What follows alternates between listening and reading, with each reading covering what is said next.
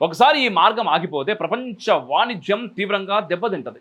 భారతదేశానికి ఇది strategic, economic, military పరంగా కూడా చాలా కీలకం. ఇటీవల సానుకూల పరిణామం ఏంటంటే మలక్కా జలసంధి భద్రతలో సింగపూర్, మలేషియా, ఇండోనేషియా, థాయిలాండ్ నావికా దళాలు ఉంటాయి. కానీ తాజాగా సింగపూర్ భారత్ను కూడా ఈ జట్టులో చేర్చింది. ఎందుకో తెలుసా? అది తెలుసుకోవాలంటే అసలు భారతదేశానికి ఇంత పెద్ద ప్రాజెక్ట్ అవసరం ఎందుకు వచ్చిందో తెలవాలి. వై దిస్ నికోబార్ ప్రాజెక్ట్ అనేది ఇప్పుడు జరుగుతున్నటువంటి చర్చ. భారతదేశానికి ఈ ప్రాజెక్ట్ మొదలు పెట్టడానికి ప్రధానంగా 2 కారణాలు ఉన్నాయి. ఒకటోది చైనా విస్తరణ.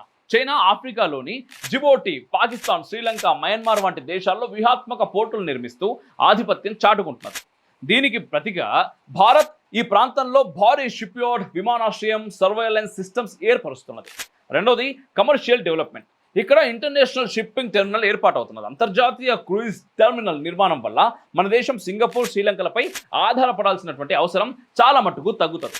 ఈ ప్రాజెక్ట్ 2022లో నీతి ఆయోగ్ ఆధ్వర్యంలో ప్రారంభమై ANIIDC Andaman and Nicobar islands integrated development corporation ద్వారా నిర్మాణం